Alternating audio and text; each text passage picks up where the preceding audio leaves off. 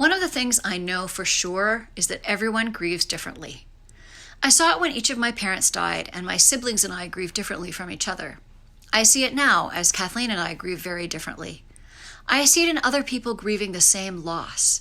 I'm so curious about why that is and have some ideas. Some of it has to do with each person's general coping style.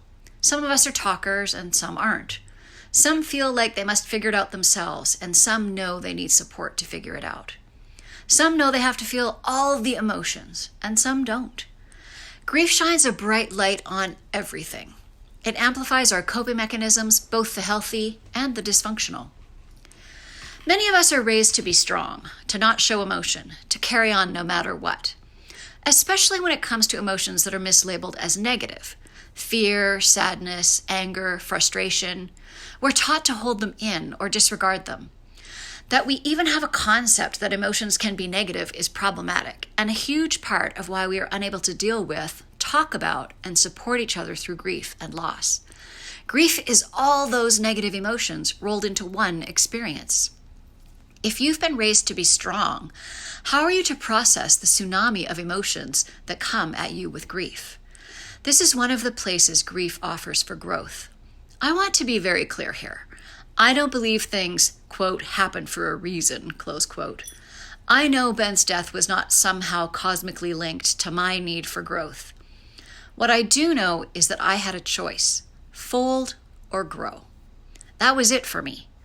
When things happen to us, we get to choose how to respond. We can choose to be curious about what is happening and expand, or we can put it in a box and carry on like nothing happened. I knew from the very beginning of this grief journey, I had to stay conscious and curious. I had to feel it all and learn to carry that with me. There was no choice for me, and I had a small and loyal group of friends who were able to be there for me. I wonder if, for those who choose to put their emotions in a box and ignore them, the choice feels just as singular. What I know about grief put in a box is that it doesn't stay there. At some point, you will have to deal with the emotions that come with loss. They will manifest in other relationships and in your health. The box will eventually become too heavy to carry and will be dropped and burst open. All the pent-up emotion will come out somehow, somewhere. It may be years down the road. There will be a tsunami. There may be regret.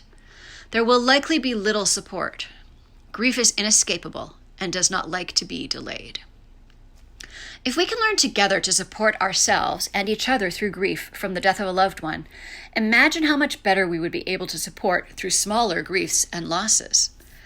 We will all grieve losses, big and small.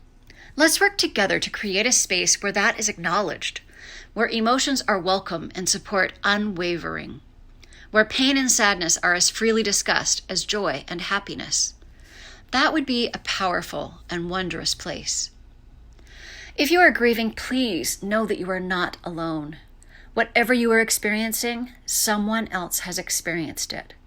You feel like you are the only one because we don't talk about grief. Find a friend, a coach or therapist, a support group, some place where you can be grieving. Grief is a verb. It needs to be done. Find a place where that is welcomed, not just tolerated. You get to own your grief and do it your way. Don't let anyone tell you what or how to do it. If you are supporting a griever, know each time we grieve, it is different. The person you are supporting may feel confused about or unsettled by what is happening. Let them know it's normal and you are there. The best way to support them is just be with whatever is happening with them. No fixing, no unsolicited advice, just being there. And yes, for many of us, that is really hard. If you're a business or community leader, each griever you support will need something slightly different. While there are common experiences, how and when and to what degree they happen changes each time. Whatever support you are offering has to be in consultation with the person experiencing loss. I envision it like a menu of support they get to choose from. Then you plan a time to reconnect and reassess what support they need next off the menu.